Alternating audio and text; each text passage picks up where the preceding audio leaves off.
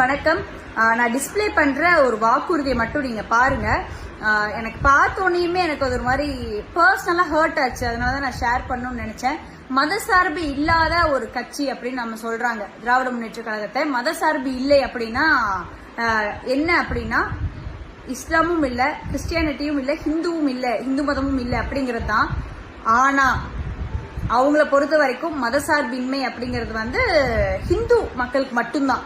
ஏன்னா அவங்க சர்ச்சுக்கு போவாங்க, கிறிஸ்துமஸ்க்கு விஷ் பண்ணுவாங்க, மசூதிக்கு போவாங்க, ரம்ஜானுக்கு விஷ் பண்ணுவாங்க, கோயிலுக்கு வர மாட்டாங்க, திண்ணீர் வைக்க மாட்டாங்க, ஹிந்து பண்டிகைகளுக்கு விஷ் பண்ண மாட்டாங்க. ஹிந்து மக்கள் யாராவது திமுக கோட்டு போடுறீங்கன்னா ஆராச சொன்னார்ல கோயில்கள் இடிச்சோன்னு, இன்னொருத்தர் பேசினல டிஆர் பாலு அத்தனை கோயில் இடிச்ச, சரஸ்வதி கோயில் இடிச்ச எல்லாம் பெருமையா பேசினார்ல, அவருக்குலாம் உங்களுக்கு ஓட்டு போட்டீங்கன்னா யோசிச்சு பாருங்க. நம்ம அடையாளம் தான் நம்மளுடைய வாழ்வாதாரம். நம்ம அடையாளத்தை அழிச்சிட்டா நம்ம வாழ முடியாது. அதுக்கு தான் அவங்க ட்ரை பண்றாங்க. So please think.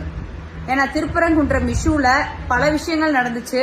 பூர்ணச்சந்திரன் உயிர் தியாகம் பண்ணாரு, அவருக்கு ஒரு மோட்ச தீபம் ஏற்ற முடியல. தீபம் ஏத்தணும்னு சொல்லி கந்த சஷ்டி கவசம் கோயில உட்காந்து படிக்க விடலைங்க. திருவாசகத்தை படிக்க விடுறதில்ல கோயில்ல. அறநிலைத்துறை எவ்வளவு மோசமா செயல்பட்டு இருக்குன்னு தெரியும். சோ சாமி கும்பிடுற எல்லா ஹிந்து மக்களும் கொஞ்சம் சிந்திச்சுட்டு திமுக கோட்டு போடுங்க. எனக்கு எல்லா மதத்தில் இருக்கிற சகோதர சகோதரிகளும் வேணும். எந்த மதத்தையும் தனிப்பட்டு துன்புறுத்தாம இருக்கணும் அப்படிங்கிறது தான். ஸோ ப்ளீஸ் உங்க ஓட்டு போடுறதுக்கு முன்னாடி நீங்க கும்பிடுற சாமியை நினைச்சு பாருங்க. நம்ம குழந்தை நாளைக்கு அந்த சாமியை கும்பிடுற ஒரு சூழல் நம்ம தமிழகத்தில் இருக்குமா அப்படிங்கறத யோசிச்சு பாருங்க.